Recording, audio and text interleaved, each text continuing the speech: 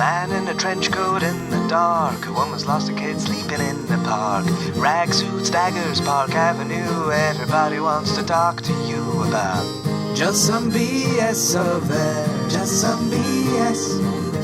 Just some BS of yours. Just some BS. Just some BS, yeah. Just some BS, yeah. Just some BS of ours.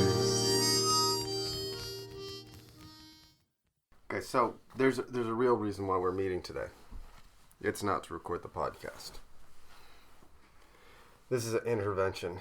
I've gotten together all of your friends.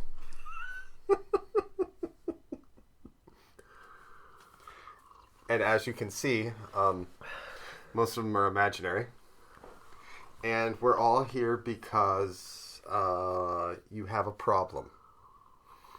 And that problem stems from your drinking copious amounts of alcohol on an almost nightly basis. Did you bring me booze? No, I did not bring you booze. Then we have a problem. No, the problem is every time that we record now you're hungover. What? It's not my fault. What do you mean it's not your fault? How is it not your fault? Oh, so you're saying that on Saturdays people kidnap you, drag you to pubs, and force copious amounts of alcohol down your throat? Pretty much. I was going to press charges, but I'm too hungover, so... You can't remember the number to call I the police? can't remember their names either. Oh, okay. Drank you into the oblivion to where you're just... I have no idea. I'm going to empty my wallet, the bastards. Well, I wasn't hungover last Sunday. We didn't record last Sunday. No, that's what I'm saying. Missed a window of opportunity. Yeah, I didn't force you to snap your back in half. All right. Welcome back to an all-new episode of the Just Some BS podcast. I'm your host along this wild and crazy journey, the American Nick, joined as always by,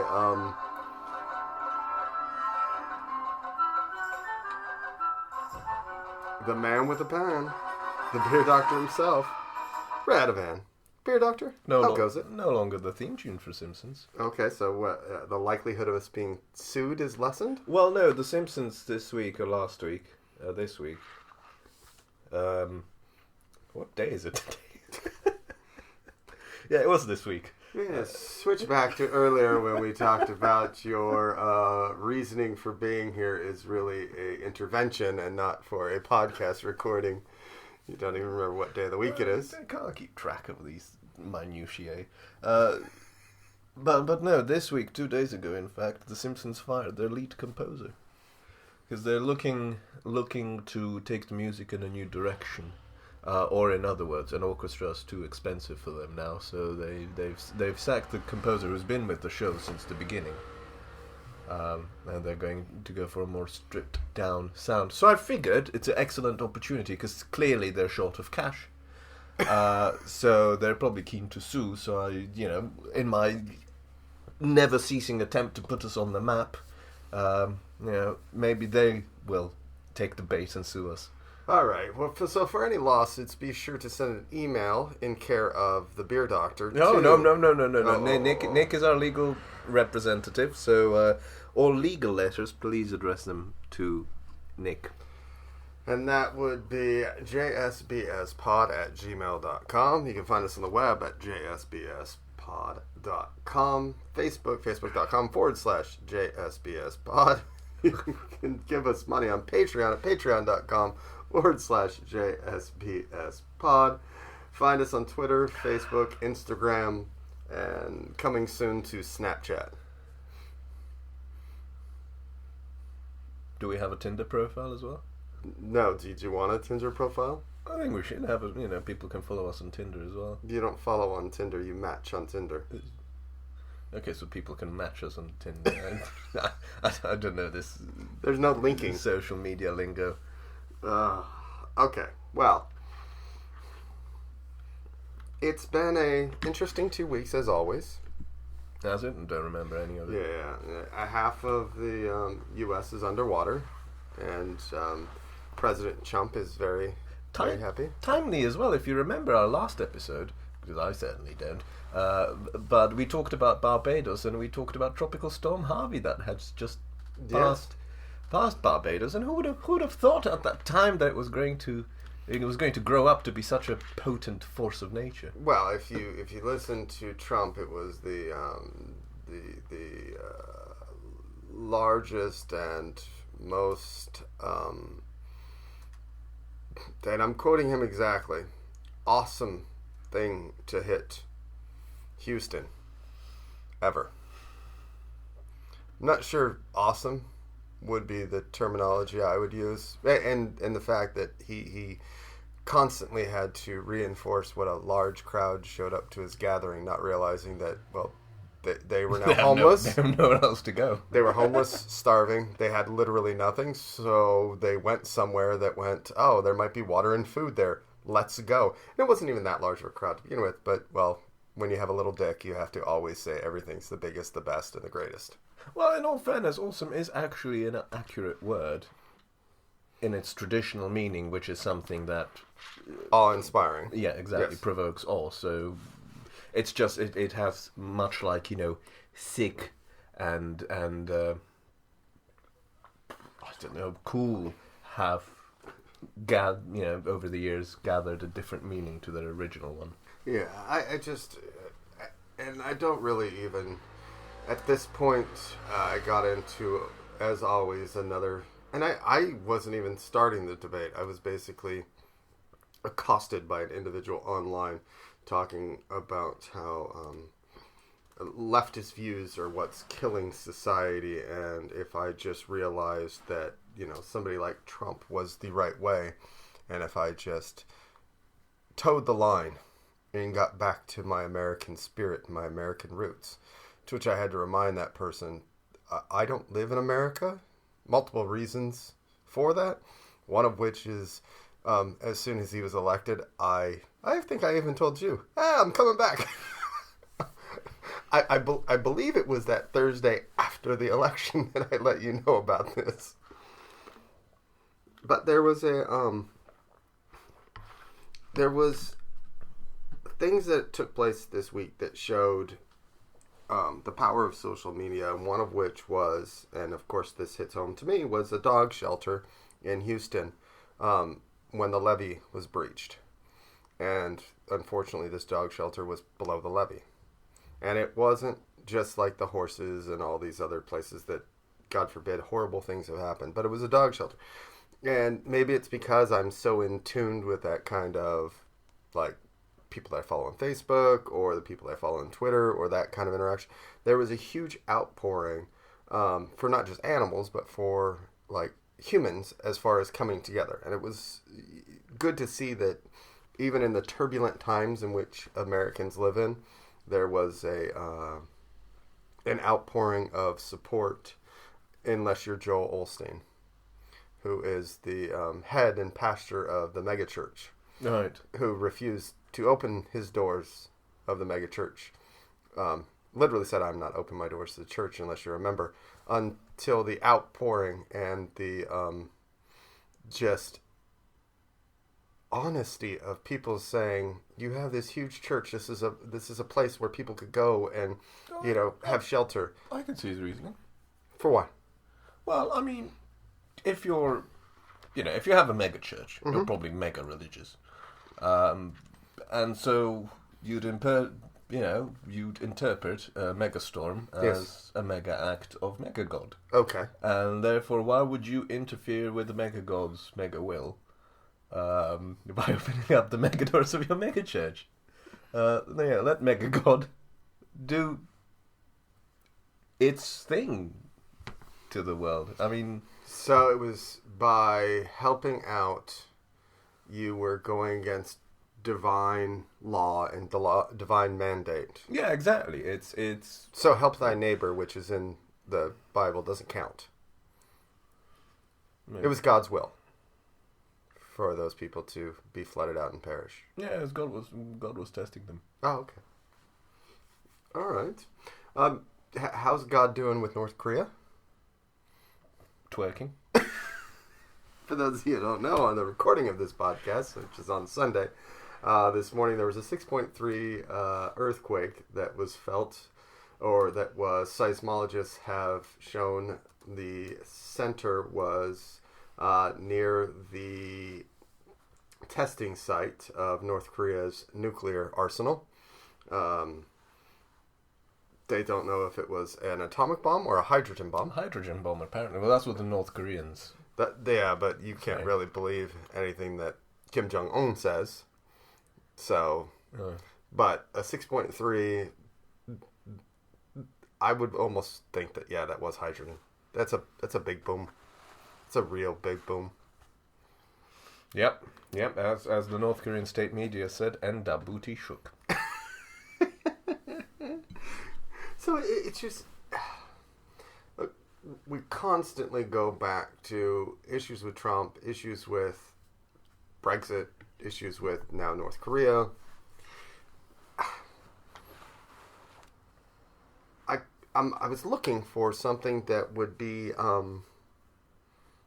bit of a break from the norm. Something that we could really, to use a turn of phrase, maybe sink our teeth into. You brought booze? No. So I was reading through, a few articles out there, and I stumbled across something in the Daily Mirror, and I wanted to get your opinion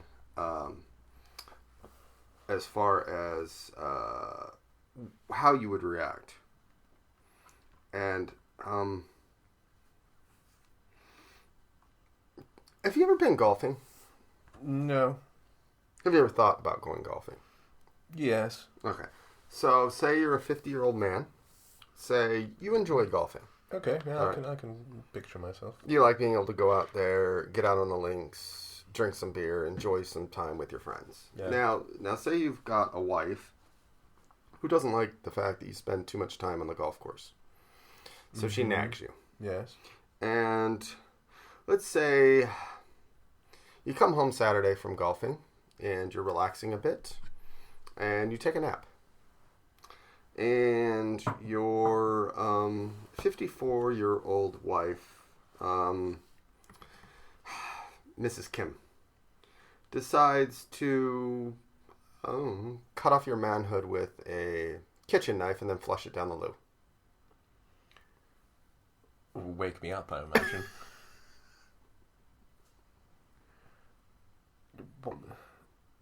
Because of golf? Reportedly confessed to officers that her old man had ignored her and had been violent against the South Korean, so she claims. Kim said he never gave her money to live and spent a lot of time out playing golf. A neighbor found the husband writhing in pain on the floor after hearing him groaning in his flat. He is said to be, quote-unquote, stable in the hospital. So this happened in North Korea? No, that happened here. Oh. Where? Oh, no, it was in South Korea. That's right. Okay. We had a cut, you see, and now we don't know where we are. Nick is asking me to ask him a question I didn't ask. Yes, you did. No, I asked, this happened in South Korea, and you said, no, it happened here. Okay, and now you're trying to frame it on me. Yes, because apparently it did happen. He was saying, no, this happened in England. No, I didn't. I said, I was going to protect the British pride. And I said, well, tell me where. And then he looked, and it turns out it was South Korea. So the city of Yusu. Y-E-O. Oh, those Yusuans. Always up to it. It's the Florida of South Korea. No, but it really got me thinking. Look, we live in extraordinary times. We've said this almost every single podcast. And human beings are willing to do to each other things that are almost uncomprehendable on what seems like a daily basis. Now, is this society continuing to grow off of the interconnection between an open society because of social media, which in turn becomes a closed society because people are living on their phones and not actually interacting face-to-face, so they don't know how to have interactions face-to-face. The reason why your intervention was done with just me is because you don't have any friends, so I had to get together all your imaginary friends and take you off your meds for a couple hours so you could see them and be able to hear them and talk to them. But is this the state of society that we're in now, or is it just this happens all the time and it's just human nature? I think you're just overreacting. I mean, we've been cutting off manhoods with sharp objects ever since we were people. It's just what we do. You know, if you look at the old cave drawings in Spain, there you see a woman cutting off a man's penis and telling him you play golf too much. No, I mean, look. Call me crazy, but I would postulate that cutting off your husband's penis because he plays too much golf is not rational behavior. It's not something a normal person in a normal frame of mind would do. So, I mean, it's not... Did our times contribute to it? Probably not. I mean, maybe in her case, but... Truth of the matter is, we live in the least violent times we've ever existed in. Maybe since back, you know, when we were anarcho-syndicalist hunter-gatherers. And even that wasn't particularly non-violent. There's the fewest cases of human-on-human violence there's ever been. So, sure, you still get the oddities, but I wouldn't say it's something our society has created.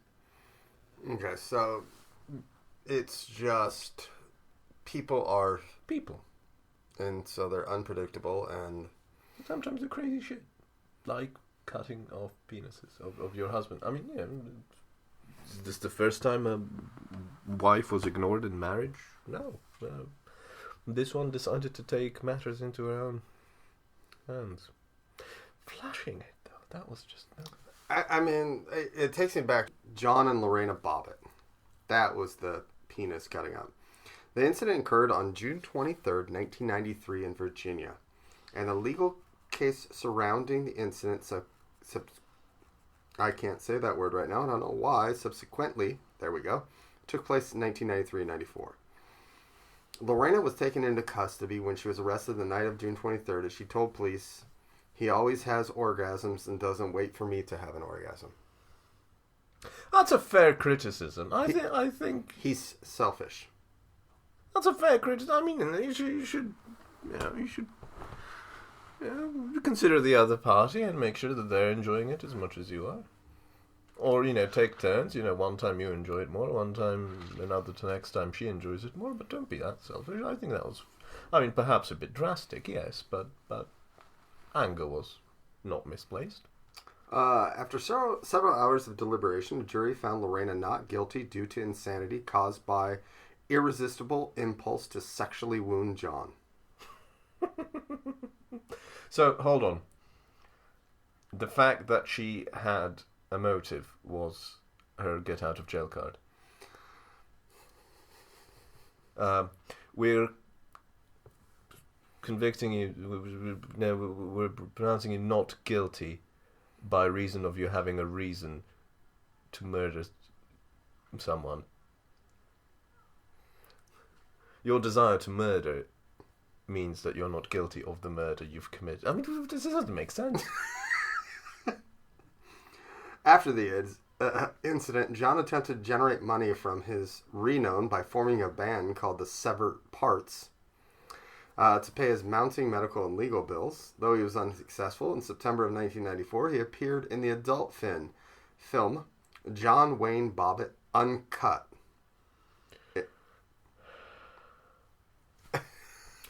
Did they divorce? Or? Yes.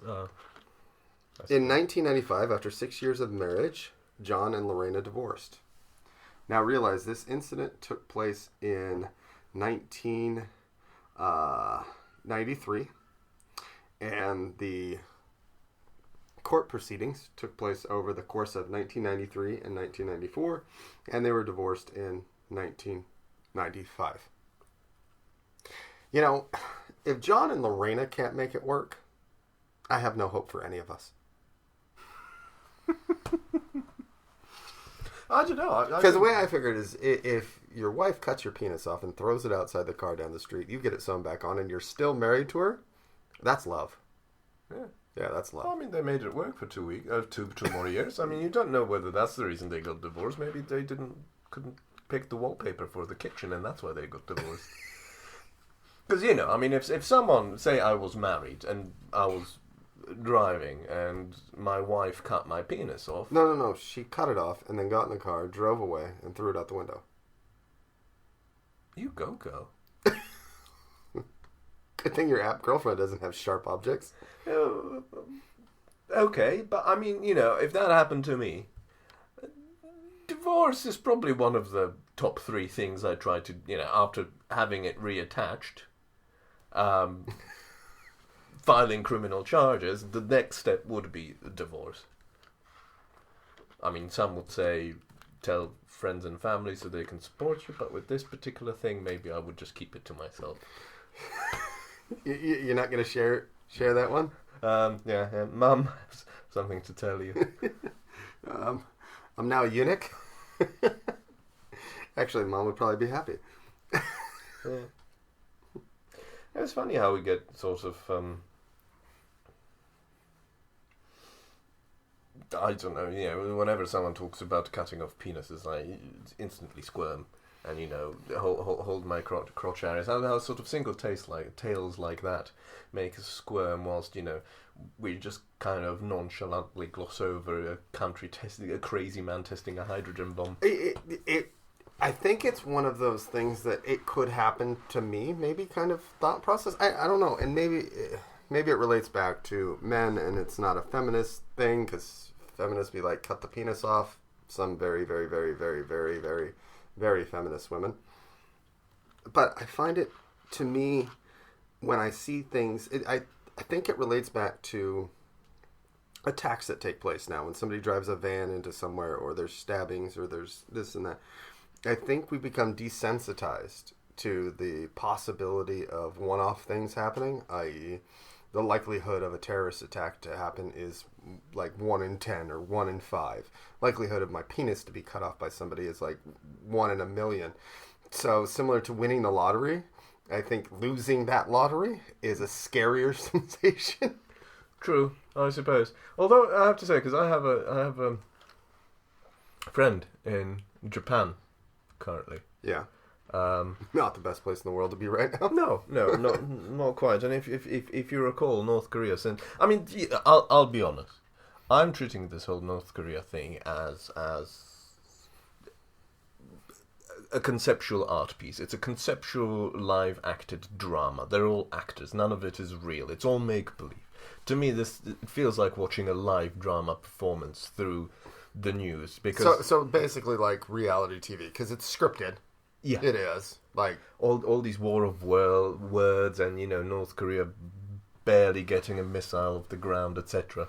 It just, to me, artificial frenzy, and that's how I treat it. And then, you know, I was talking to her about this missile they launched last week, you know, that flew over Japan and sunk into the sea. Mm-hmm. And she was saying, yeah, the weird thing is, you know, everyone in Japan with a cell phone, mobile phone, got a text message saying, missile, possibly nuclear, approaching Japan. Seek shelter. What the fuck? So, you know, kind regards, Japanese government. I mean, imagine sitting at work. And this is where it kind of hit me, because, you know, as I said, I treat it as a sideshow. And then imagine, you know, sitting at work and your phone buzzes and you look and you see that nuclear missile approaching Japan. Get the fuck out. Yours faithfully, Japanese government. You know, that is. And, you know, she said, you know, it was fairly orderly. Everyone, you know, sought shelter. And afterwards they sent a follow-up message, which essentially said, nah, just kidding. It passed. It sunk into the sea. It's all right. You can come out now. But I mean, in between those minutes, between those two text messages, that must have been a horrendously frightening experience. The only thing that can, I think, put it in that train of thought was Cold War era, where they used to have the duck and cover drills in the U.S., which I never really understood, because if a bomb was going off, getting under your desk is not really going to help you. No, but you'll leave a cleaner corpse afterwards. Yeah. Your arms won't go all over the place. There'll be a nice little, pile of ash from where you were ducking. It was just boggles my mind. And then you see these old propaganda, like you can find them on YouTube and other places, Daily Motion, where they have these old propaganda videos of people that this was something that was played like in the schools to show students that if the atomic bomb comes, go and duck under the desk. And I'm thinking, it's like when you're on a plane where it says put your head between your legs. Well, that's to kiss your ass goodbye. There's no other reason for that. It doesn't make sense to me. If I'm on a plane and they say it's going down, you better hope you're not sitting around me, because I might punch you. I'm running back to grab booze because I'm drinking that shit if I'm going down. I'm not sitting there praying. That's not happening. I was flying to somewhere a few months ago, and I was flying with a friend, and I was sitting next to her, and I had these precise same thoughts. We were just, we just about to I think we were taxiing towards the runway to take off, and I turned to her and said, what I always wondered, if something happens to a plane and it's crashing, it's falling down, you probably have about 10 to 15 seconds to process the fact that you're crashing, and you're literally given a 10-second window to have the last thoughts of your life. So I asked her, what would you be thinking about in that scenario? To which she turned to me and said, Radovan, do you know I have a horrible fear of flying?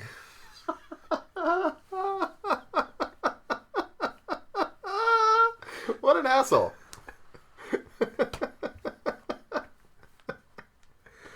She was not happy. I bet not. I flew from Denver, Colorado into Montana one time. And for those of you who've never done the flight, Denver's about a mile up. Yeah. And Montana's about sea level. So when you leave Denver, you're up like this, and say you're at 30,000 feet or whatever like that, you drops because the ground drops. You're not going to be flying at 60,000 feet or whatever it is. So you come up, and all of a sudden you just start to go down. Well, I was on the flight with somebody who had never done it before, and I had done it in the past, so I knew it was coming. So it takes about 20 minutes or so before you hit that point, 15, 20 minutes. So we're sitting there, and I was like, man, I got a bad feeling about this. Oh, God. And he just, I remember him looking at me, he goes, what do you mean? I'm like, I have a bad feeling about this. And I'm counting down the minutes. Like, I'm sitting there, and I'm going, and I know about when it is. And I just turned to him, and I was like, I think this is the last time. I think we're going down. And he went, what did you say? And then all of a sudden you make that. And, okay. First off, he peed himself a bit. And he even told me he did. Secondly, there were other people that were on the plane that had no idea it was going to happen. So you get this loud, audible kind of like thing going on. I laughed and cried because I was laughing so hard. To which he realized that it was just something that happens and started to physically assault me on the plane for scaring the shit out of him so bad. Again, situation like that, cutting off someone's penis and opening the emergency airlock and throwing it out is a sensible reaction. You horrible, horrible... So much fun. You know, when you're... Let's face it, why waste your time? You're just going to go priority boarding to the gates of hell. Just tell them that story, even they'll turn you out. And the only place you'll be able to go, your eternity isn't going to be hell. It's certainly not going to be heaven. You're going to be sent to an eternal Trump rally, like all those poor homeless people of Texas. That the more I thought about heaven to me would be hell.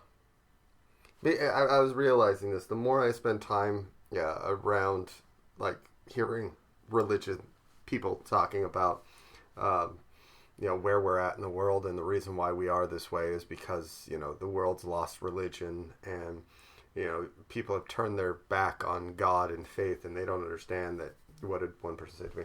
If you only understood that Jesus Christ is our Savior, and it's His words, well, it was His words and His actions. And I was like, cool. So I've read the Bible. Where does it say you can cheat on your wife because you've done that? I've read the Bible, and I know you've cheated on your taxes. Where does it say that? Your use of profanity. If you want to go Old Testament, you played football. Clearly say it's in the Old Testament. Don't put your hands on the skin of pig. Yeah, but to Christians, Old Testament is like fantasy.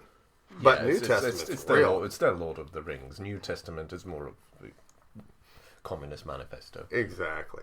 But it made me realize that if there was a heaven and hell, which I don't believe in either, my hell would be heaven, because I'd be trapped with all those people for eternity. I mean, I often have those thoughts. And until very recently, in fact, I was thinking about this a few days ago. And I'm always undecided.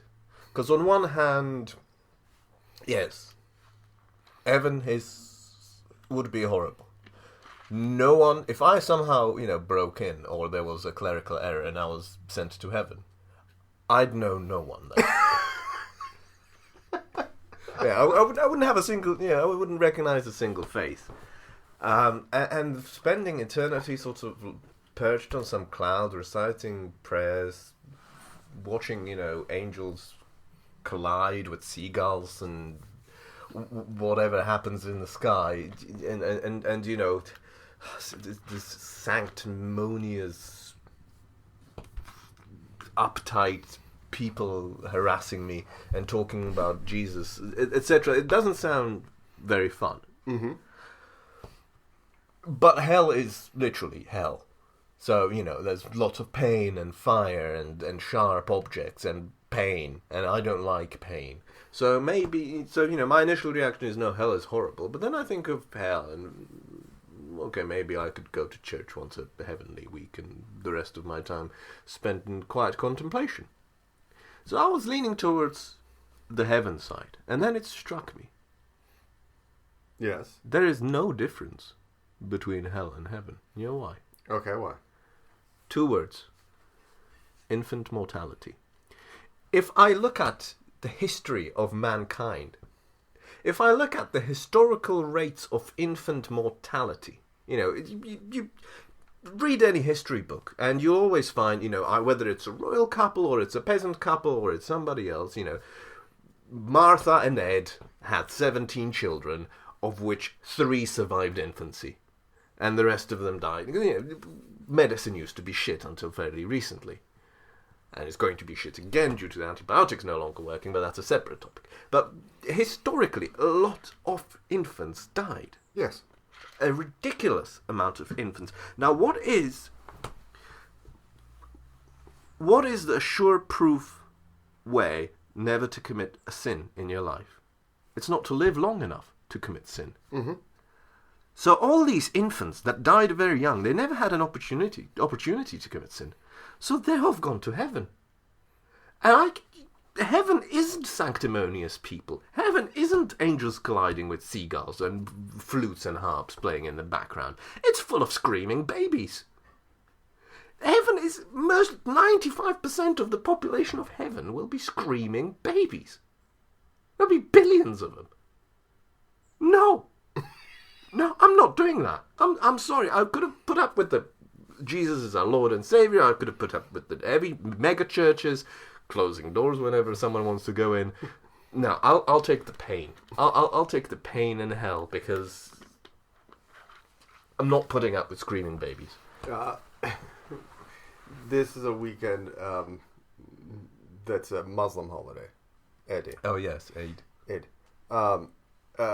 One of the kids that work for me is devout Muslim, so he took Friday off and he's taking Monday off. And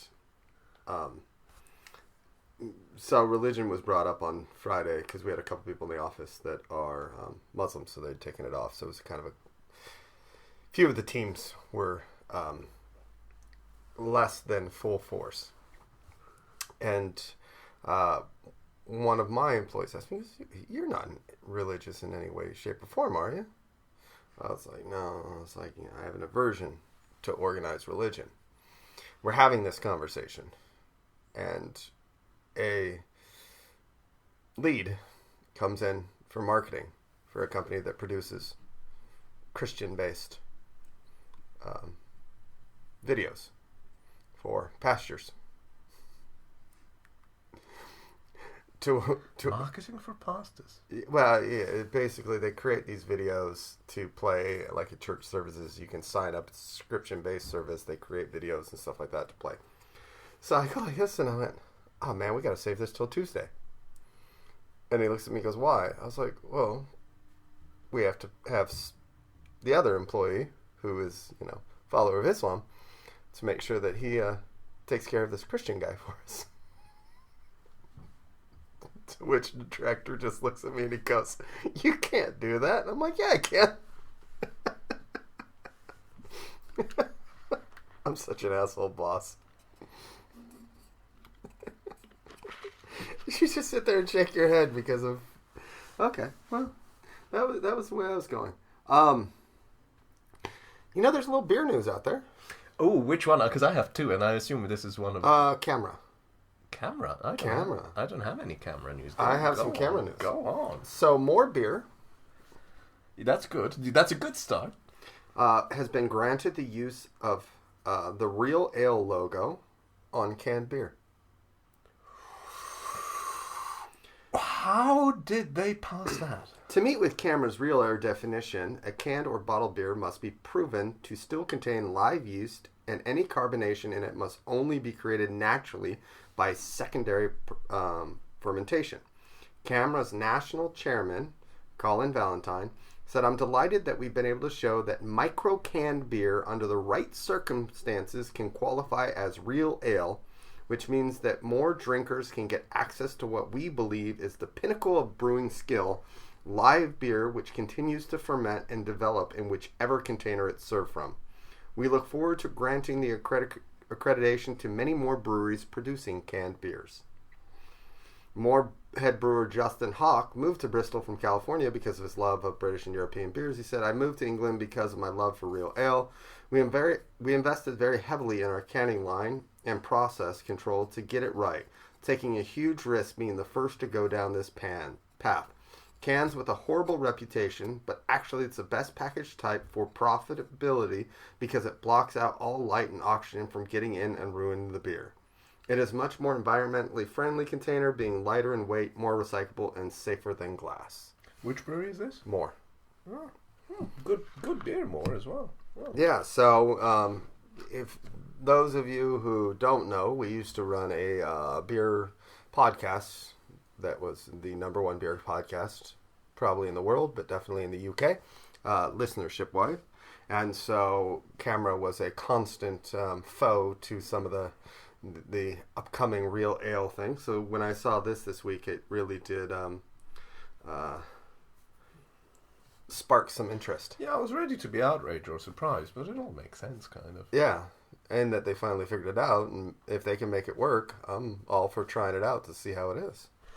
Right, well, I mean, if we're on beer news... Yes, let's continue with the beer news. You might have, as Nick said, we used to do a beer podcast, and we covered a lot of, shall we say, very niche topics. We talked a lot about sort of small craft breweries and beers produced in limited edition. So this might be a name that Nick and I recognize, but perhaps the masses won't know. Many of you wouldn't know. I'm talking about a very premium micro-batched product called Carling. Oh, well, a small little brewery. Yeah. It's a mom and pop type place. Yeah. Tiny little. You can get them occasionally. I mean, if you know the right store, you can get.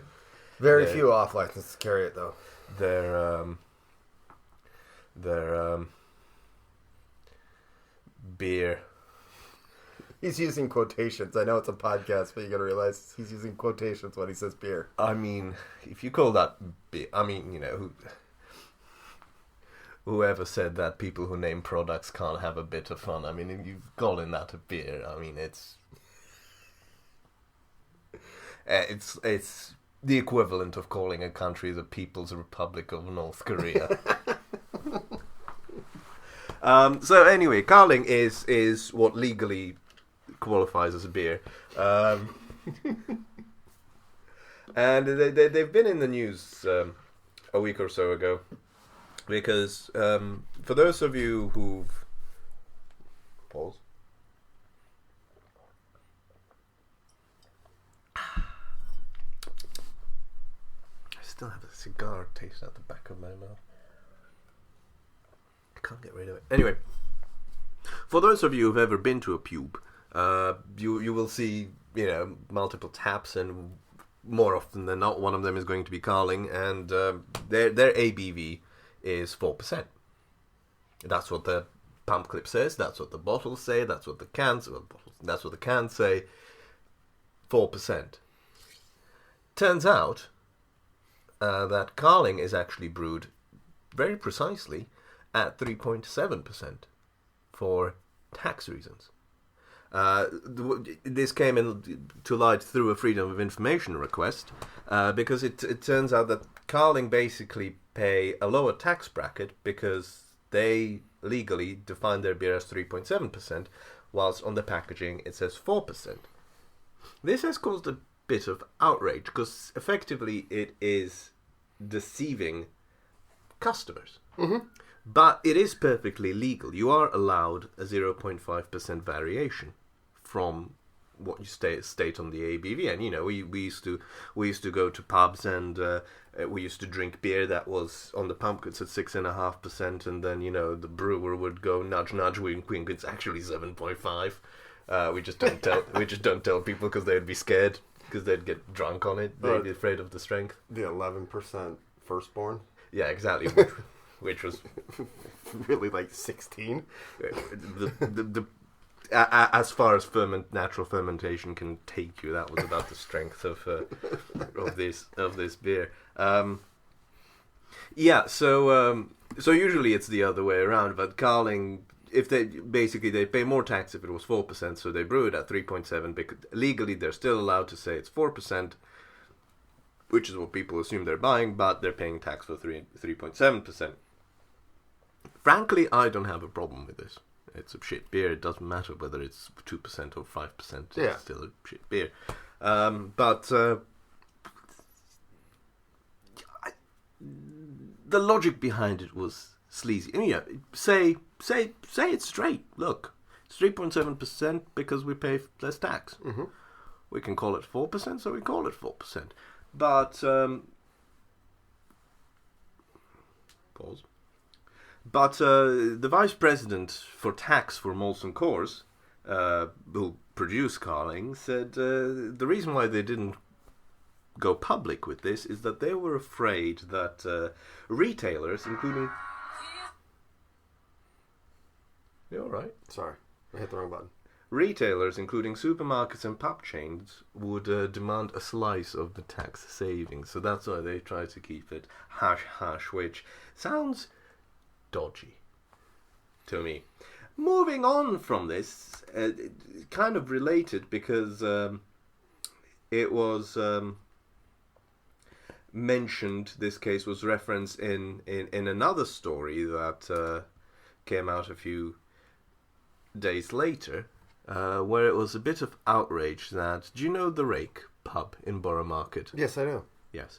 They were serving a beer from Cloudwater, a double IPA. Cloudwater, for those who don't know, is one of reasonably new UK breweries and very, very highly regarded. Some people regard it as currently the best brewery in the UK in terms of the quality of the beer.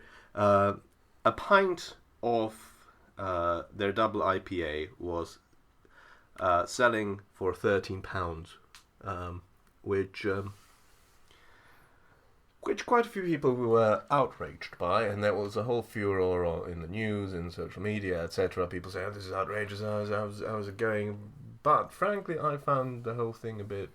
So what? I mean, that's just what it's going to cost. I mean, I've seen £6 halves. Yeah. All over the place, not just at the Rake. Pretty much any craft beer pubs that stocks high ABV beers would sell a beer in that price range. The thing is,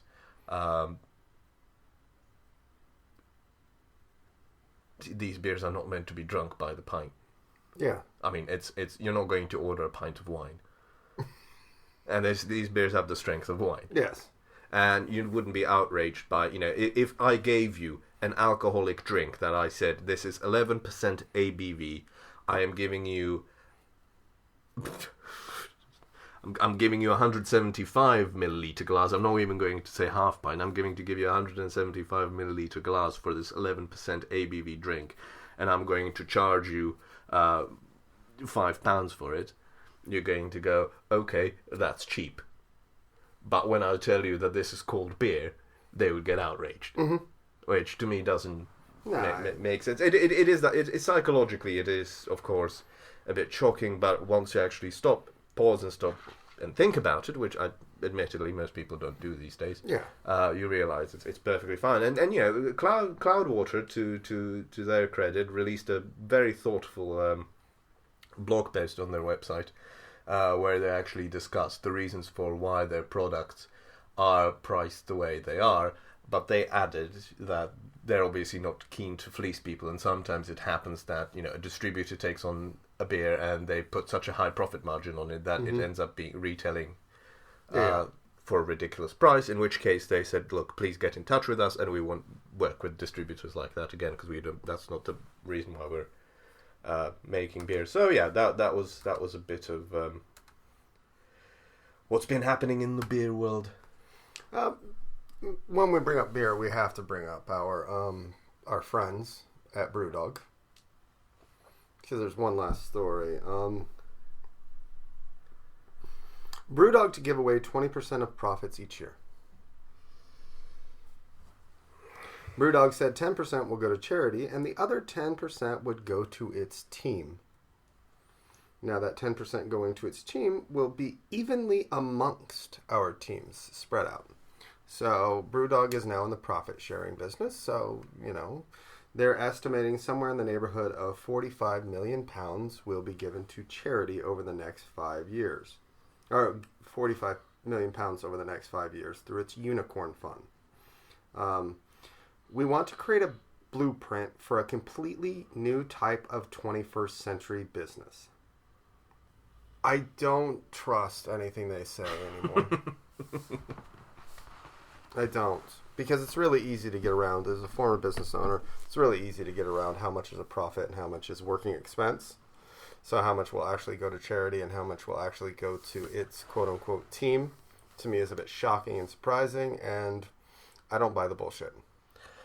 Yeah, one is almost conditioned to be inherently skeptical whenever anything comes out of Brewdog. Yeah. Which... quite frankly, the fault lies on their doorstep through years of manipulation and lying, gimmicks. It's on one hand, it's admirable. I'm not, frankly, on both counts,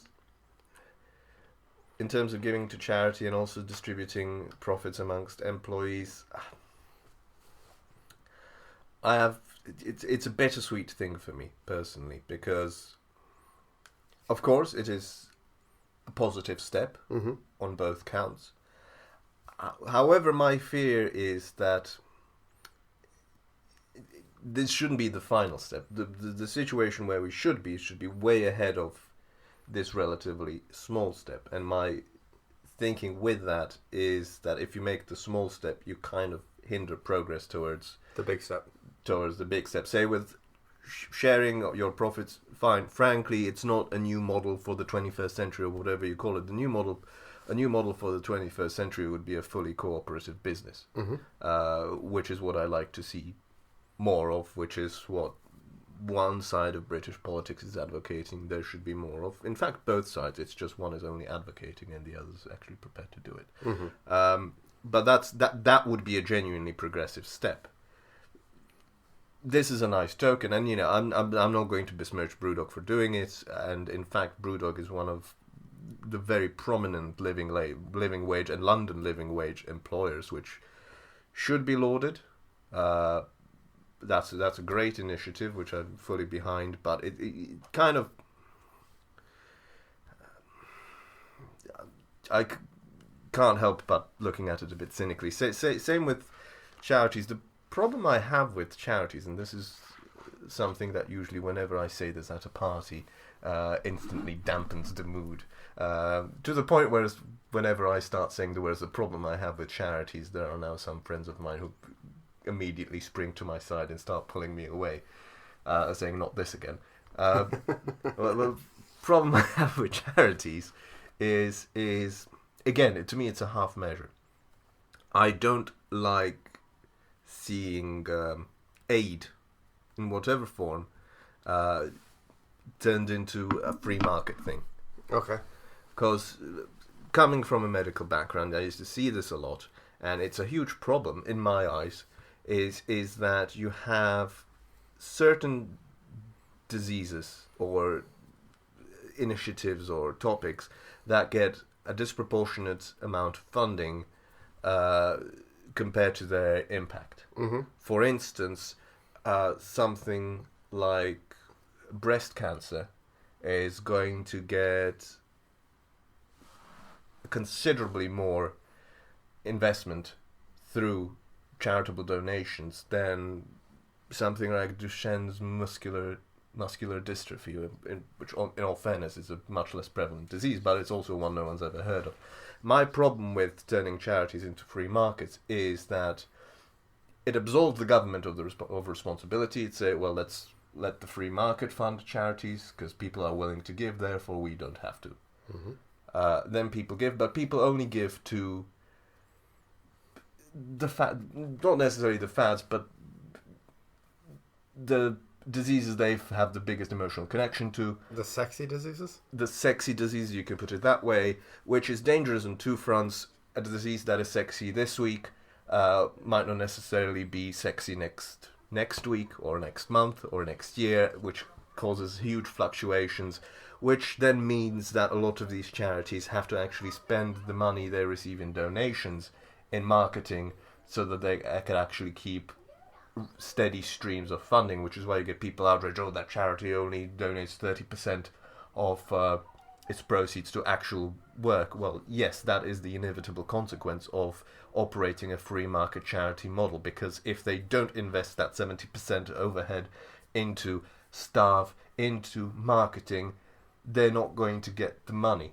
So yes, they might have a better number that say 70% of their funding will go to actual research, but if they don't spend that money on marketing, it means that 70% is going to be very much, in real terms, less money than the 30% if they spend the 70% on marketing. Mm-hmm. It's a very unfortunate situation. Basically, charity funding isn't awarded on merit, it's awarded on ability to market. And this is why I don't like these big charity pushes, and in fact I would like to see a move away from the charity model.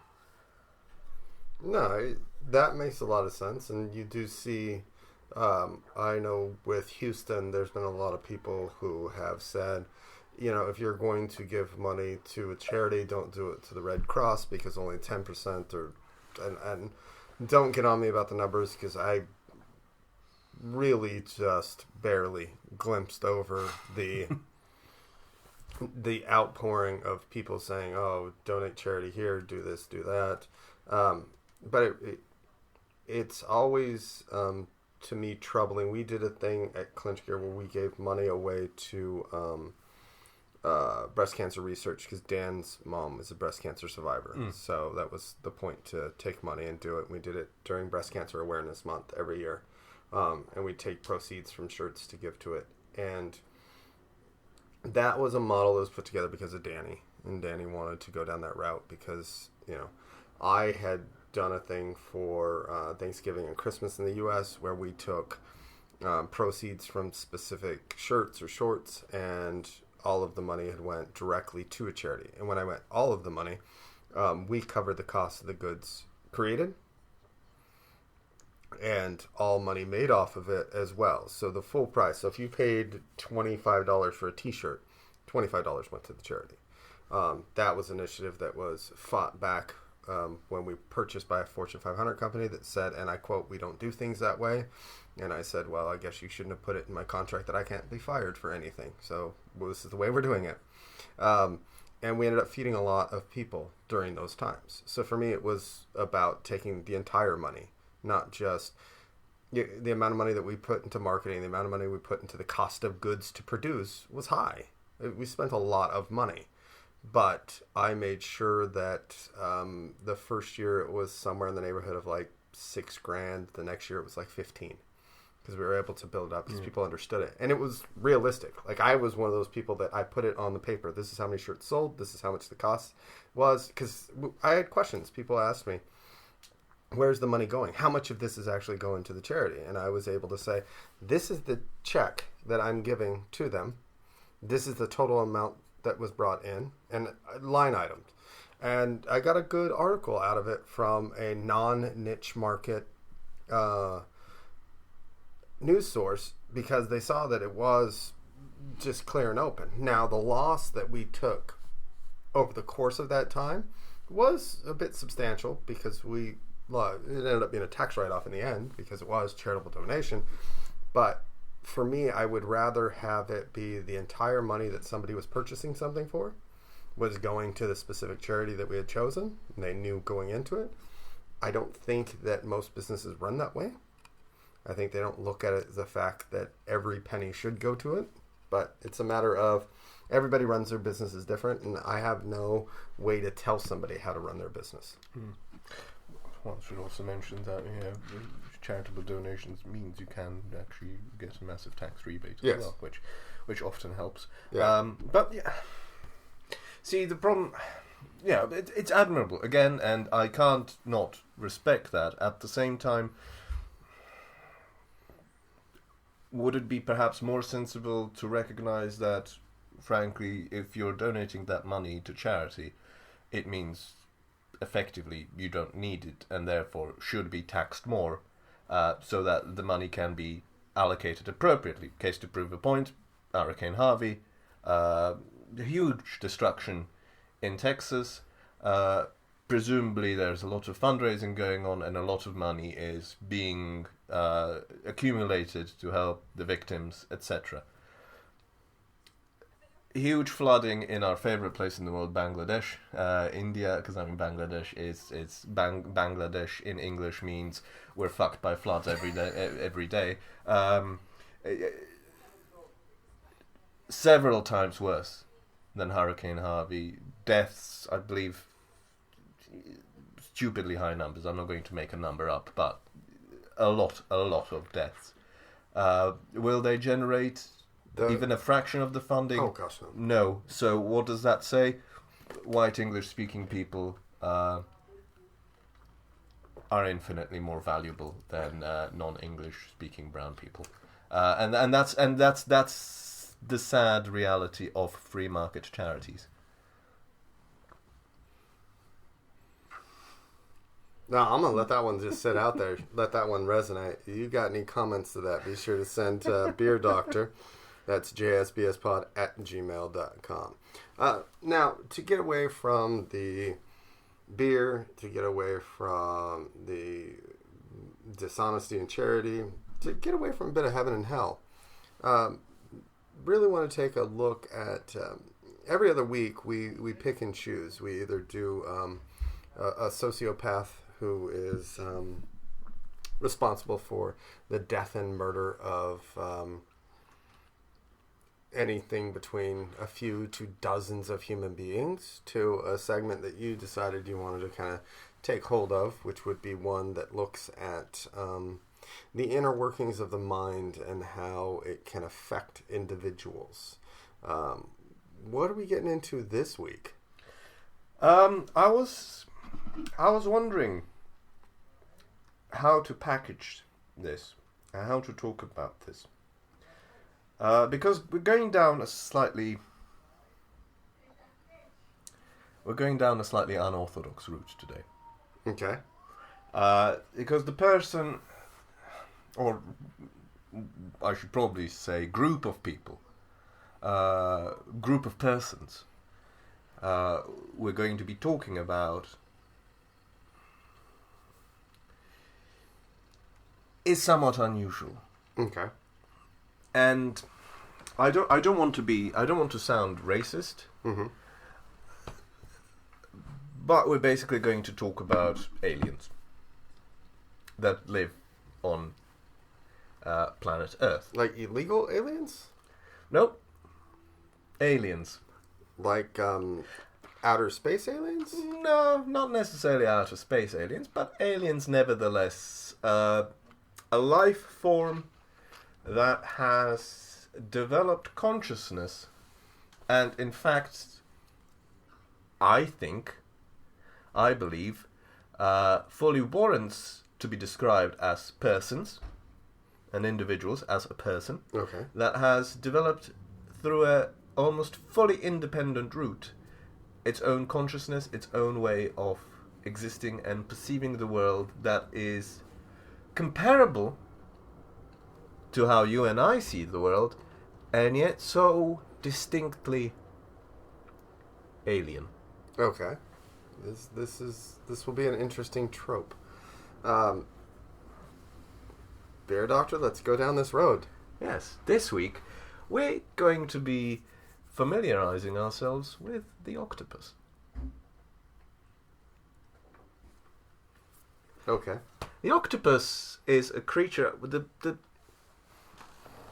closest. There's still debate as to what our nearest common ancestor is between us as humans and cephalopods, octopi. That's I've taken a huge mega assumption that we're just taking evolution for granted, that it has happened. I know there are creatures. Some of you might mega disagree, but I'm mega sorry. But that's I don't have time to deal with this shit now. So we're just going to fast forward and assume that mega evolution mega happened. So our nearest common ancestor would be something close to either a leech or a flatworm. Something with the amount of neurons you could count using a few fingers. Okay. So we're talking a long way back. Billions. In the evolutionary strands. Okay. To where we find something that's so. When I talk about them developing independently, it is independent. We have nothing in common. Mm-hmm. And yet, they have developed their beautiful 130 million neurons. Mm-hmm. Octopi. Octopi are not just your, regular intelligent animals. Yes, they play, etc. They have eyes that are very resembling human eyes. Okay. But the thing is, they don't necessarily see with their eyes. They're colorblind. Okay. But they have this unique ability to camouflage themselves. Mm-hmm. So they use camouflage not just as a means of protecting themselves, but they also express mood through camouflage as well. So an octopus at ease, say you meet an octopus, Harry, and you go, "Hi Harry, how's it going?" And you sort of, pat him on the back, or you stroke Harry, etc. If Harry's skin turns white, it means Harry is at ease. If Harry's skin turns red, it means Harry is irritated. If you could only do that. I know. I'm beginning to get jealous. The weird thing about octopi, or the skin of octopi, is that their skin has 3 layers, right? The bottom layer passively reflects whatever light falls upon it. This is partly why it can do camouflage. Okay. And the 2 layers then above it form different color combinations so that it could make the camouflage more precise, or it can do these mood colorations. Mm-hmm. Now, these layers contain cells that are very similar to the ones in our retinas. Okay. So it is speculated that octopi see through their skin, which allows them to.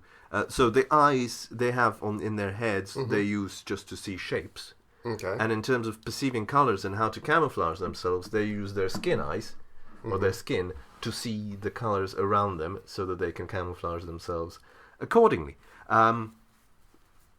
they have 3 hearts. They have, as I said, 130 million neurons. But they don't have a brain. Well, they do have a brain. They have neurons in their head, but they have a decentralized nervous system. That means they don't have a brain and then a peripheral nervous system that goes into our hands and legs, etc., like we do. Most of their neurons are in their arms. So it's a fully distributed nervous system to the point where you cut off the leg of an octopus or an arm of an octopus. The arm, if it spots something it can eat, it still independently goes towards that object, kills it, grabs it, and then tries to feed the mouth that it no longer is attached to. But these are all just weird things about octopi. They don't make them intelligent. Mm-hmm. They do display, as I said, behaviors such as playing, but lots of animals do. Octopi have personalities. Okay. Octopi, there was a poor... there's a case of a poor worker in an aquarium who the local octopus used to despise so much that whenever she walked past, the octopus would sort of emerge from its tank and just spray her with water. Whenever she walked past, to the point where this poor demoralized girl, after a few weeks, had to quit because she couldn't take it, because this octopus hated her. So it was bullying her. Yeah. And then she quit, didn't come back, octopus returned to normal. She went to visit with her family a few months later, walks past the aquarium, lo and behold, octopus immediately emerges, sprays her with water. Kind of a dick. But some are, you give them, there was a study done where you basically gave 3 octopi a puzzle. Mm-hmm. It was a box puzzle where you basically had to open locks. It was very sophisticated puzzle. A child couldn't do it, basically. These octopi could. But each of them, there was 3 octopi, each of them used a completely different method to get into... The task was to get into the box. Open the locks, get into the box.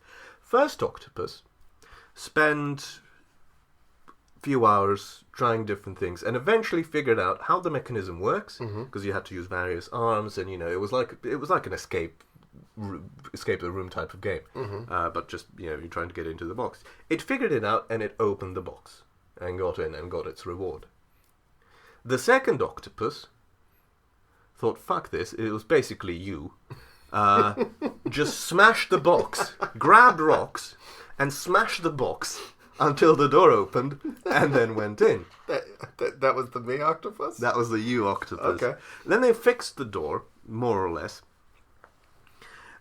and the third octopus went in. Mm-hmm. The third octopus assessed its option, and this was the me octopus, where, thought, well, I could figure this out, but fucking hell, that's going to take me ages, and I'm hungry now. Frankly, I don't have the muscular equipment to smash this. Mm-hmm. However, I did see they opened the box door, but not very well. It's slightly off its hinge. The thing about octopi, they don't have skeletons. So you give them a tube that's, even though octopi are quite big, you give them a tube that has the diameter of a coin. Mm-hmm. They can go through that tube. Because they fixed the door and it was slightly off the hinges, there was a small space. So this octopus just crawled through that space and entered the box that way, without having to, torture its brain with logic or without smashing it. It just saw a little crease, thought, excellent, I'll just go in that way. That was you. Okay. There was another octopus that, Inky from New Zealand. Yes. That was a naturally curious octopus. Even the caretakers there said that's the most intelligent octopus they've ever had. Mm-hmm. To the point where it wanted to escape. It waited until the night, learned the patterns of the night security guard, and waited until the night security guard passed, knowing that he's not going to come back for another half an hour or so, because he's gone off to the other parts of the aquarium, opened the top of its tank, slid across the floor, opened a drain pipe, because, it was covered, so it sort of unscrewed the thing. They can unscrew jars, unscrewed the top, whoop, and off through the 50-meter drain pipe towards freedom and the sea. Never came back.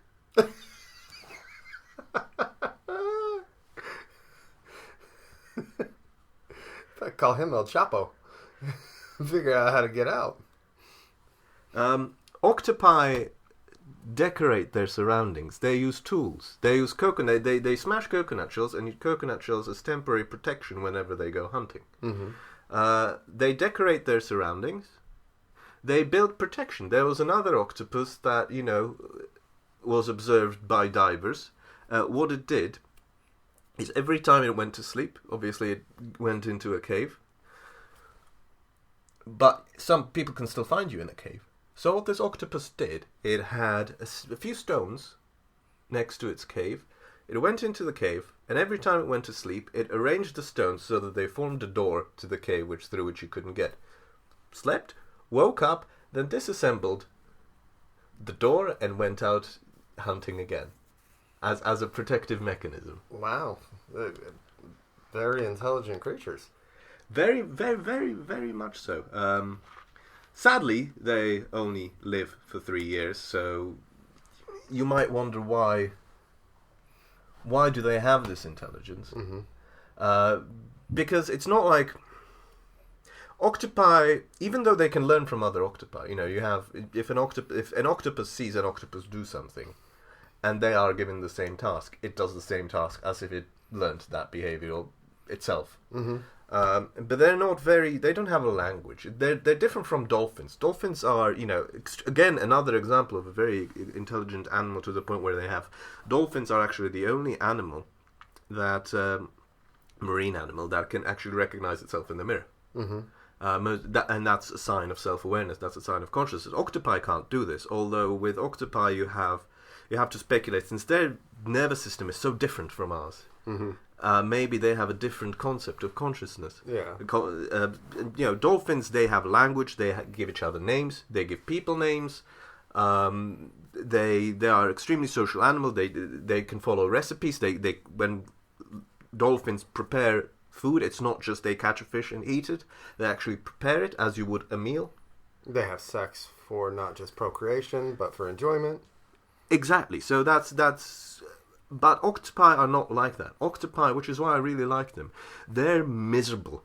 They're misanthropes. They hate being around other octopi or people. They just want to be alone. In fact, you put two octopi in an aquarium, and this is what you like, one of them will eat the other sooner or later. That's how much they hate each other. I mean, so this is technically, because they're vicious little bastards, they also kill seagulls. And eat them. They just sort of squirt them and grab them. They're very, so in a way this segment is a combination of both your segment and my segment, where a slightly unusual pattern of thinking, but they're vicious bastards that cannibalize other octopi.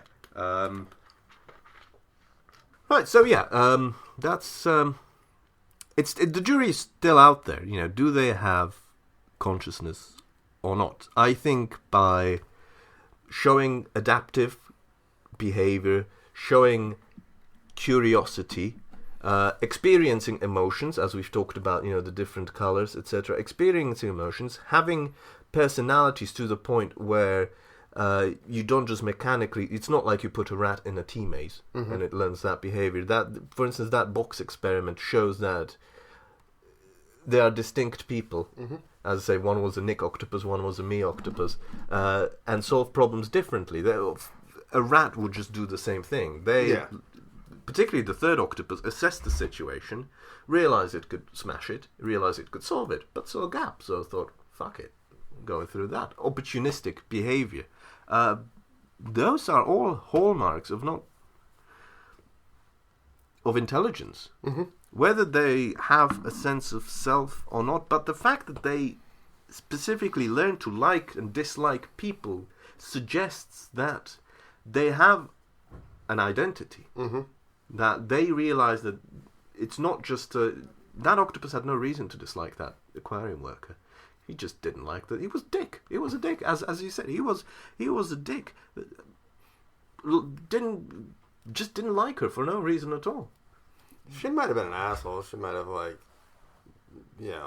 screwed with him or something like that, or mess with him when she was feeding him, or... But it's aquarium. They would have CCTV for that. That's the thing. They couldn't find a reason for why this octopus just hated this girl so much. But She could be just a horrible person. It's like dogs. Dogs will know when you're a horrible person.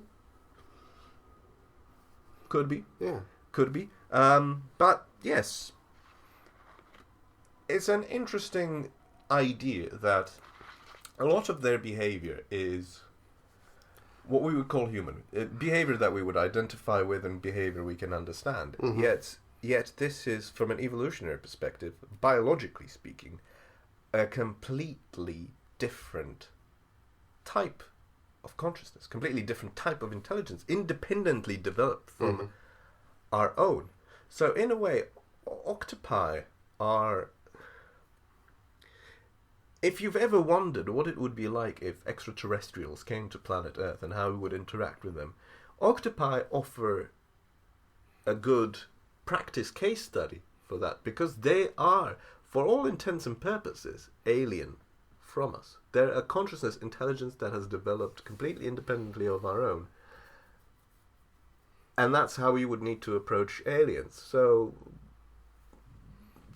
judging based on that, I think the most realistic thing what will happen if aliens come here is they'll make for some fantastic sushi.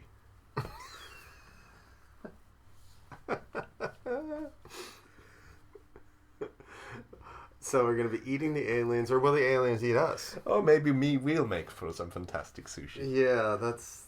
I think... I'm a firm believer in something that Joe Rogan said in one of his comedy shows. He said he got really high one day, and he was talking to a friend of his, and he walked outside, and the friend goes like this and just asked him, how is it you can believe in, extraterrestrial life? And he just pointed up. And he goes, what? And he goes, look up. He goes, okay. He goes, realize that shit never ends.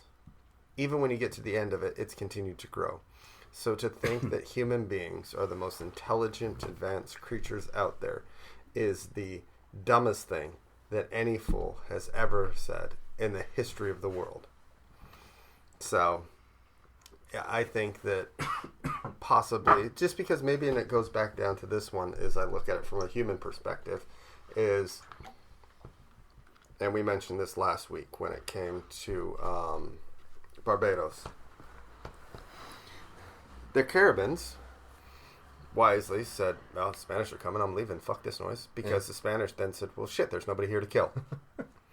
So, I maybe the aliens would come down and be peaceful and everything else, but I think I'm so, my mindset is so thinking of them like humans, where, ooh, come to a new place. Well, we need to kill all the inhabitants who are there, and then we'll repopulate it in our own. See, I don't think that would happen. I mean, again, we can only, and this is the dangerous thing, both with octopi, I'm still yapping on about octopi, but in terms of aliens as well, we have a tendency to imagine everything just from our own frame of reference, because that's the only frame of reference we have. Mm-hmm. Our way of thinking is the only way of thinking we can conceptualize. Yes. So based on that, if a creature is more advanced than us, I would imagine that they would have followed the same type of evolutionary path. Not to a T, they wouldn't have Persia, they wouldn't have Rome, but they would have something similar. They'd have that whole sort of evolving from survival, as any animal has to survive, evolve from survival to realizing increasingly the intrinsic value of a person, of existence, and the preciousness, if you can call it that, of life. Mm-hmm. So I don't think that they'd be in that colonial mindset. If they're advanced enough and been around for long enough, I don't think they'd be of that colonial mindset of come and kill, unless they're so intelligent that we're literally mosquitoes to them. What I probably would expect is they turn us into a safari. It'd be like those, they'd either turn us into a natural universe reservation, sort of like parts of the Amazon and Papua New Guinea, the no contact tribes, yes. or we'd be Kenya, where we'd be essentially a safari, or Nigeria, and we'd be sending aliens emails on a weekly basis saying that we're due to inherit a the Earth's riches, and if they just send us a $2,000 deposit, we will give them half of the riches. All right. As we do each and every week, we like to look at travel opportunities that come around the world. And you've already foreshadowed after our talk about John Wayne and Lorena Bobbit where we would be going on our luxurious trump through the countries of the United Nations. For those of you who don't know, we are on B, and B takes us to a what could be a very interesting, quite possibly someplace that we all might want to go to someday. Well, it's pretty. 40% of its land are forests. It's one of the most preserved natural landscapes in Europe, but not by choice. I mean, last time we went to Barbados, which was a surprisingly pleasant trip, if you remember. It was genuinely nice, and we were both surprised that for the first time we actually went to a country with no issues. Yeah, with no major. No, it was just a country, and I was kind of jealous. Because they live in a country? Well, no, although they have no military, they have one plane, which is like a Cessna. Yeah. But, so I thought to restore the balance of things, we'd go to a place that is the exact opposite. Oh, God. We are going to Belarus, or White Russia.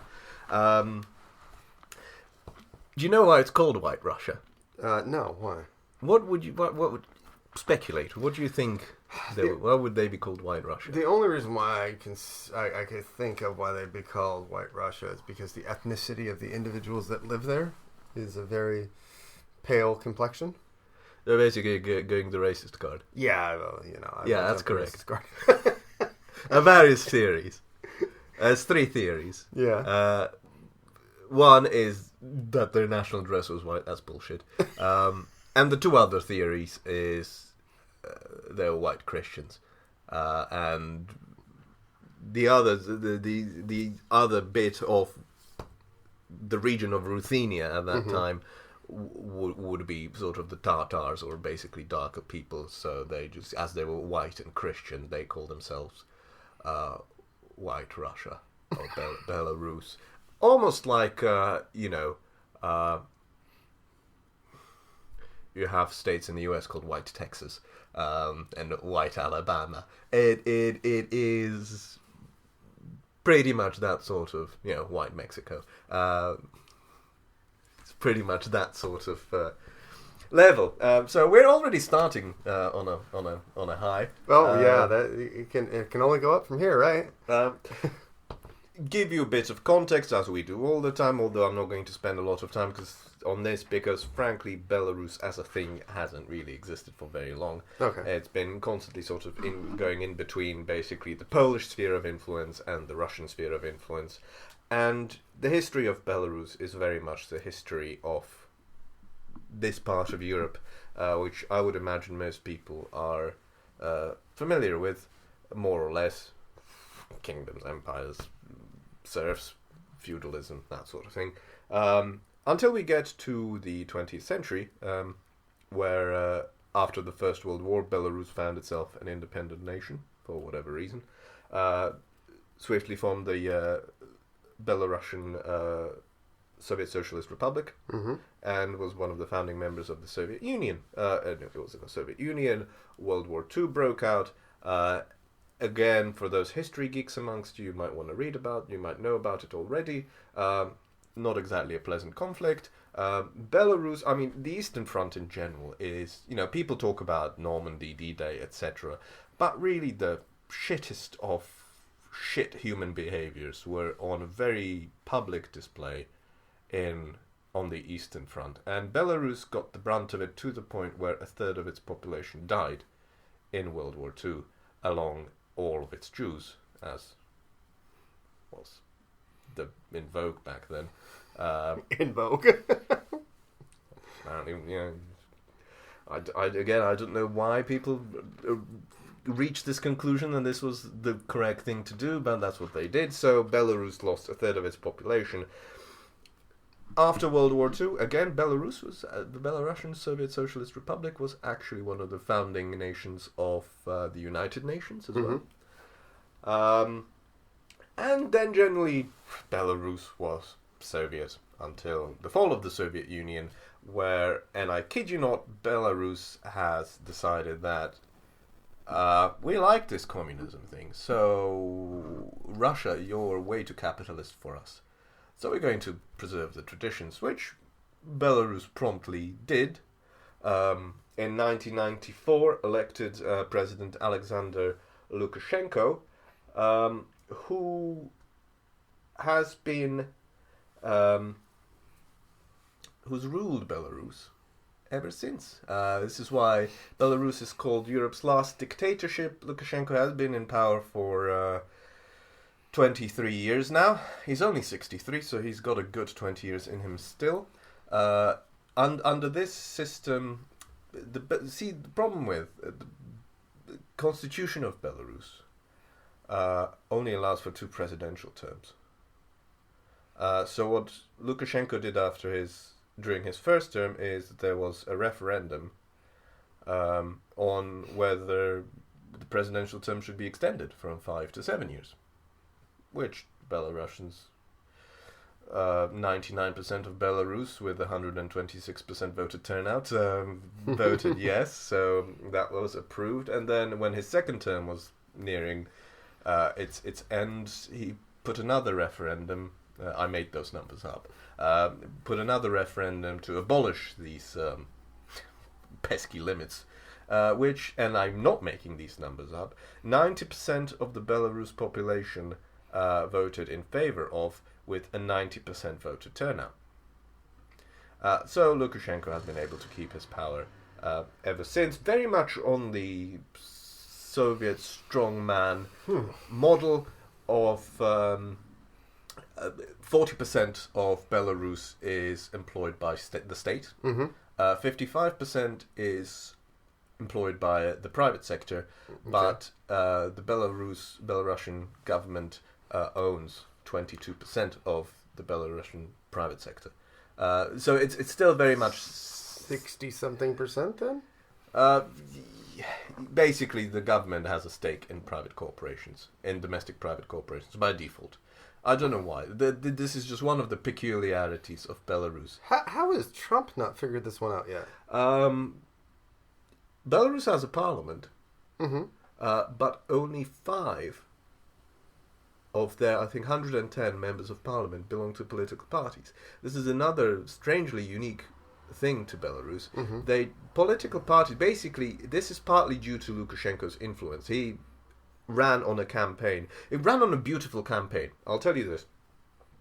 Belarus declared independence in 1990.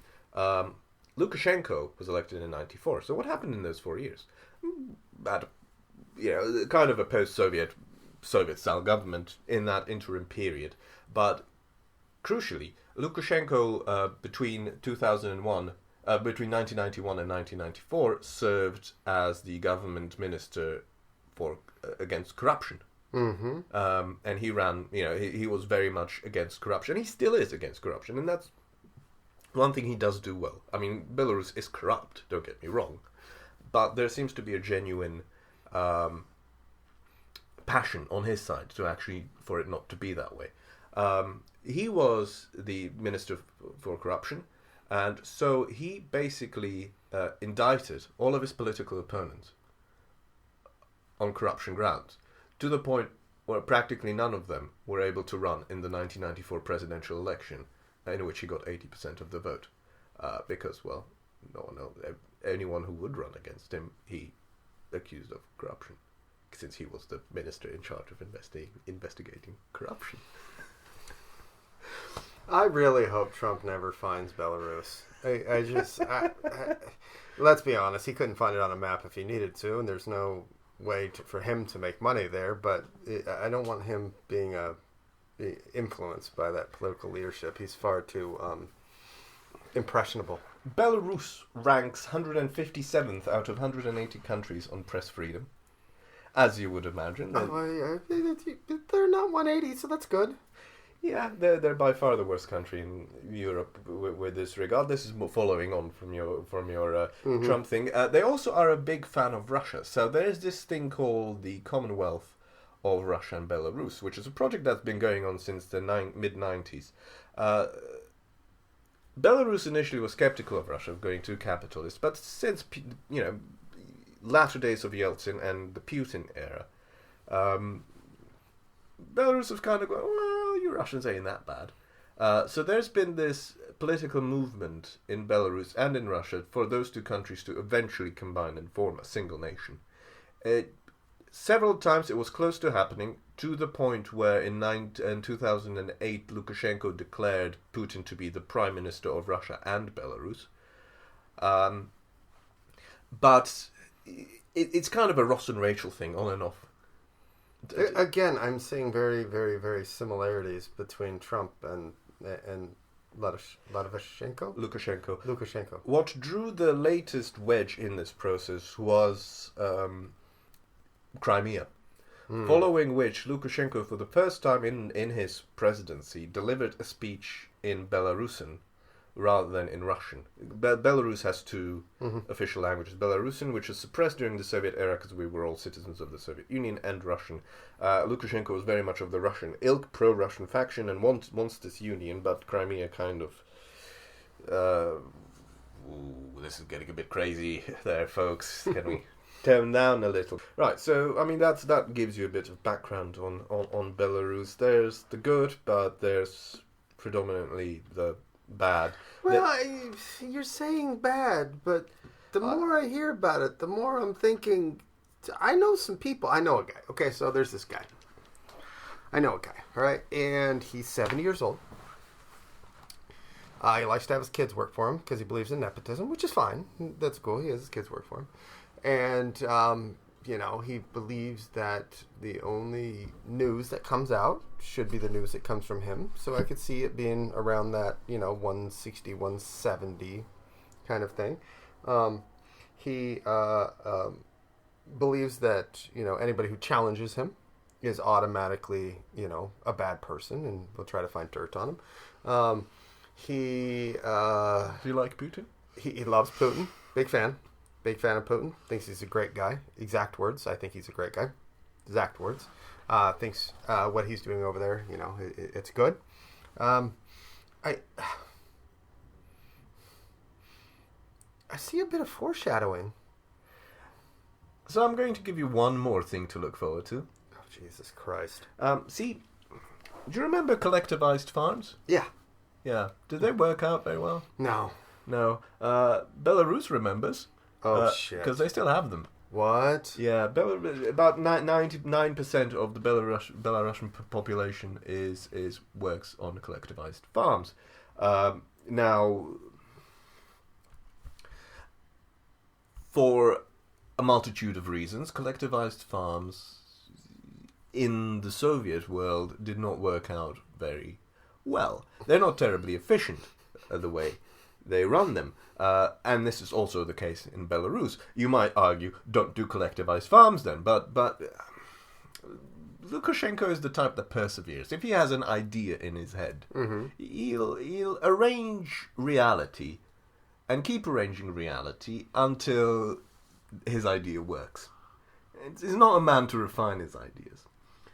So there was, since the collectivized farms, the working conditions aren't particularly great. They're not particularly productive. So what you saw was a lot of people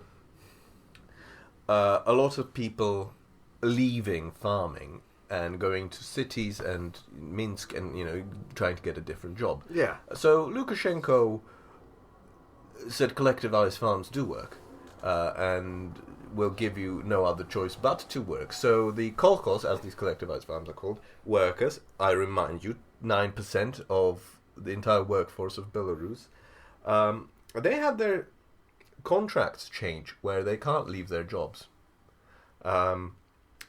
they can, if they want to, change a job, or they want to move house to a new place, like, you and I would look for a property to rent or to buy or whatever. If they want to do that, they need to get permission from the governors of the collectivized farm.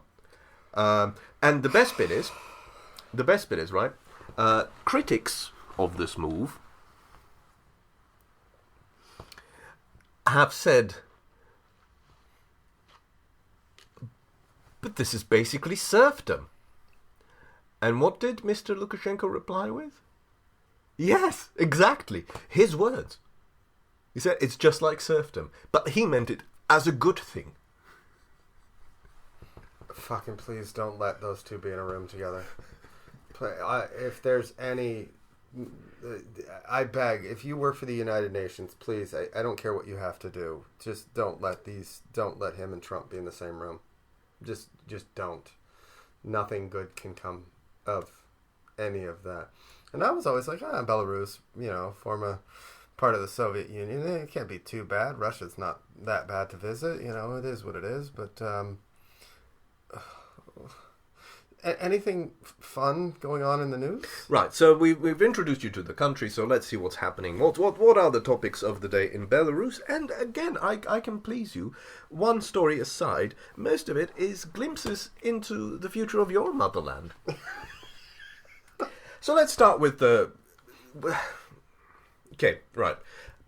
I'll be honest here. Not all of these stories are good.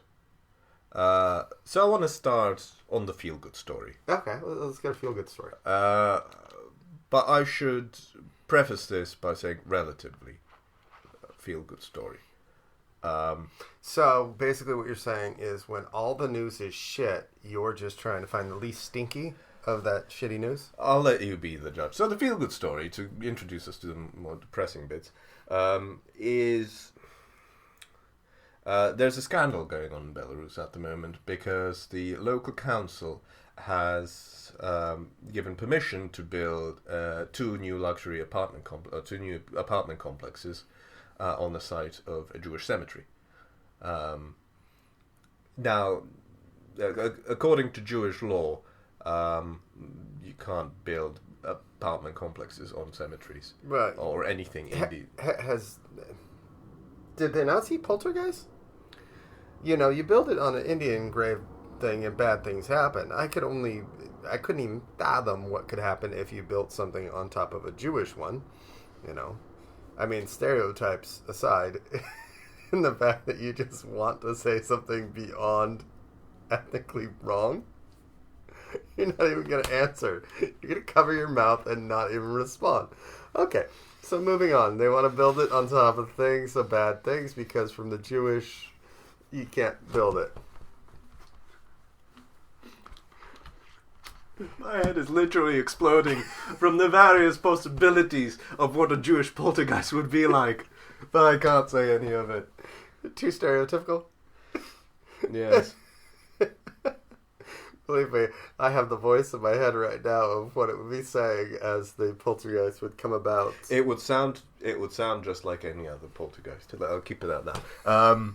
So yes, obviously the Jewish community of one in Belarus is there's I think, what was it, a Jewish organization in Belarus with 12 members protested against, because if you remember from our earlier, the Jews from Belarus slipped on a lot of banana peels. You think about pretty much all of the Jews in that entire region. There was a lot of bananas. Yeah, it's kind of crazy how that happened. Big harvest that season. Yeah.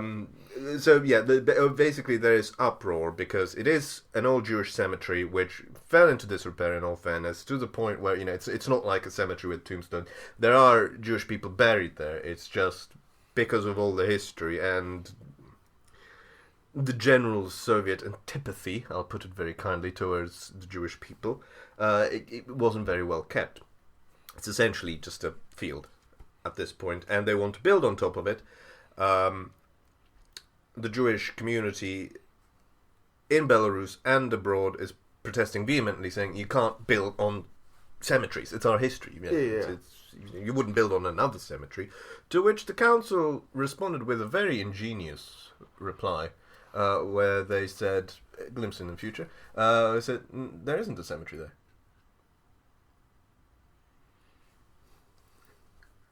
And that's their stance. There isn't a cemetery there. There has never been a Jewish cemetery there, so we can build. To which the Jewish community showed them pictures of the proof. Yes, but they said Photoshop, fake news. There is no cemetery there.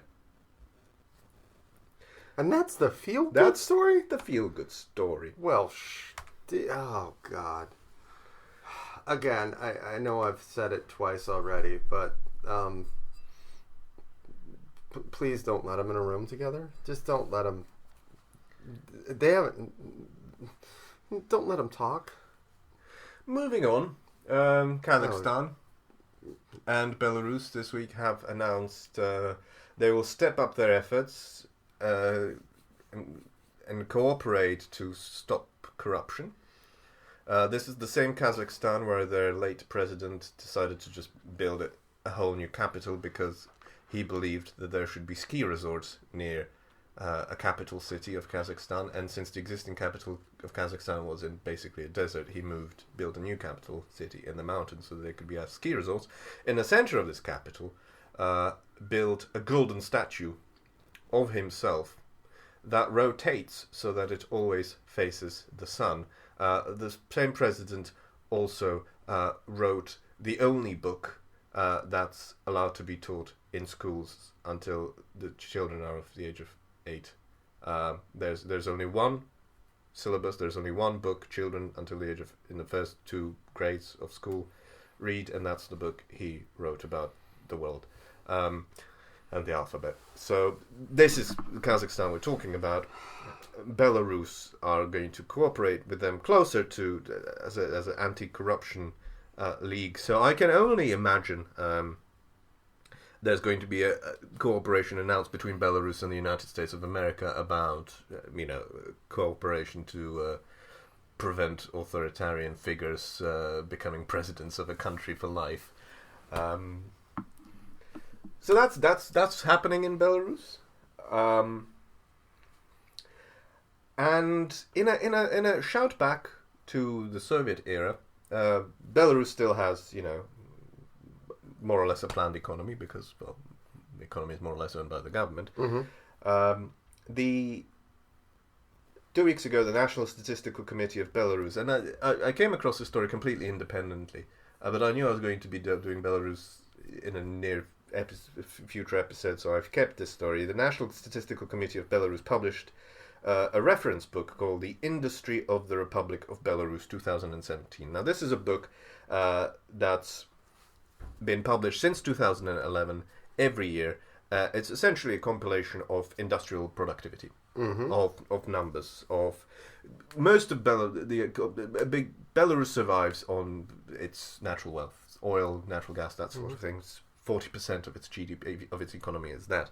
The rest, more or less, is industry. Mm-hmm. So this is a big chunk of the economy of Belarus. Is exactly what this reference book details. It talks about the how much machinery and equipment is built, how many tractors, how many trucks, how many buses, how many motorcycles. Mm-hmm. And it's packaged in a nice way. Mm-hmm. This is how great the nation of Belarus is doing. Mm-hmm. This is how many trucks we've produced. This is how many we've produced 34,000 tractors, sort of thing. Mm-hmm.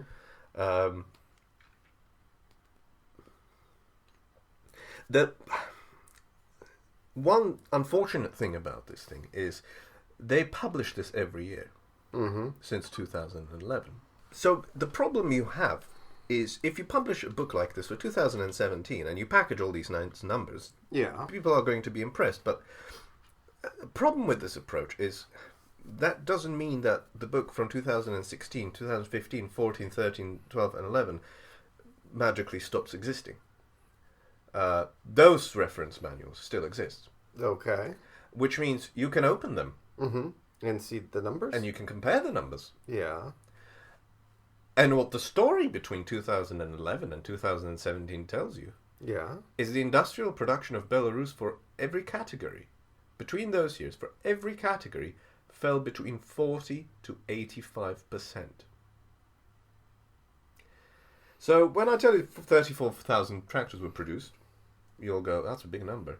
Yes, but 66,000, which it was in 2011, is a bigger number. Oh. So what you have is the second largest chunk of the economy of Belarus over the past 6 years, shrinking by between 40 to 85%. You have... But that's fake news. 9% of your population no longer being able to change jobs, effectively becoming prisoners in their old surroundings. And what you have coming is trouble. Yeah. You have trouble ahead. Lukashenko, as I said, is only 63, so he's got a good 20 years in him. It'll be interesting what happens. This is either will be, because you basically can't afford it. You'll have three things happening. One of three things. Either his government will collapse, or he'll go fucking crazy, as Mugabe style. Yeah. Or they'll join Russia. Because this is a ticking time bomb, and it'll be interesting to what happens next. Now, Lukashenko is not an amateur, so this nicely leads into my last story. Lukashenko is not an amateur. He sees this ticking time bomb. Oh, no. And so he has staged a military exercise, joint military exercise with Russia in Belarus to build national fervor and build national pride and bring people together to, shall I say, make Belarus great again. No. So they have conducted these massive military drills called Zapad 2017, West 2017 in translation. And as part of this exercise, this whole exercise was... the gist of it was they created a fake new country within Belarus, a separatist state. They've called it Vaishnoria, a separatist republic that broke away from Belarus, and the purpose of the exercise was to quash the rebellion in this breakaway republic. No. And around this they built this whole mythology, etc., and they wanted the people of Belarus to unite and realize the enemy, etc., and come together as Belarusians. No. So what the public did is go on board with this. No. Very fully. Oh, fuck. Where a portion of the population said, well, hold on.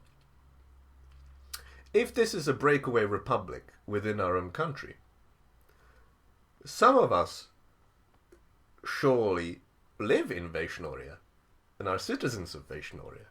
So if the whole population is meant to buy into this drill, we need to do it properly. Oh, God, no. So they set up a Wikipedia page for Vaishnoria. They created a flag for Vaishnoria. They created an anthem. They created a fake history of Vaishnoria. They created a language for Vaishnoria.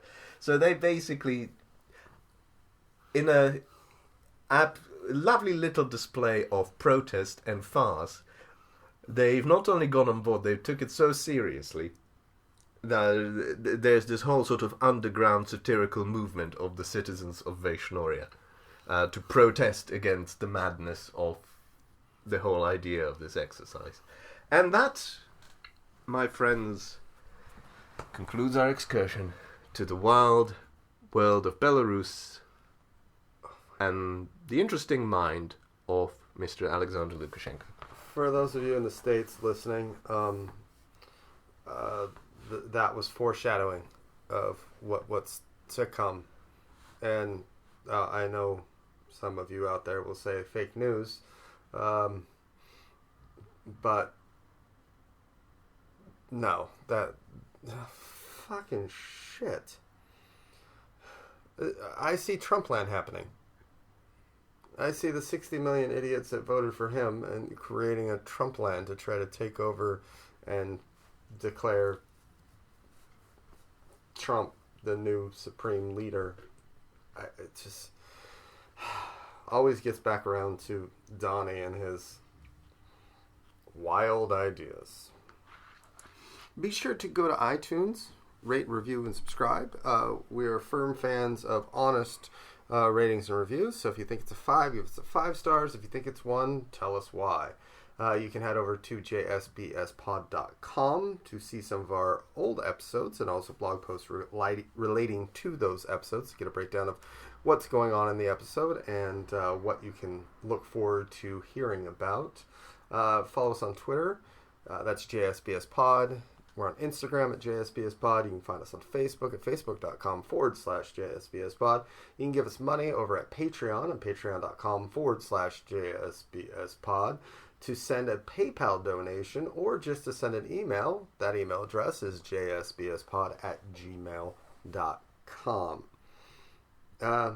Very well done for a hangover episode. You had a strong game. You brought it. Well, it's not me. It's the material. I mean, the Belarus stuff practically tells itself. Like, this is the flag of the invasion area. Oh, Jesus Christ! It's hilarious. They even put crosses on the deers. I can see that. This is a parody. The whole thing. That's fine. I will be. I'll be sure to include the imagery of that flag in the show notes for this week's episode. Again, go over to jsbspod.com to check those out. In the upcoming weeks, I don't know if it'll be next week or if it'll be 2 weeks from then, we will be combining efforts on what tends to be my bi-weekly or every fortnight rant when it comes to serial killers. There's a specific one that the Beer Doctor and I, he's gotten some intense education on in the past when he was in medical school, and I have it might even turn into a 2-parter where we do part of it, the horrific things he did while we're down at the JSBS Studio South, and then we continue it on when we come back up north to talk about the atrocities when it comes to the medical field. So that's a bit of foreshadowing and a look and glimpse into the future.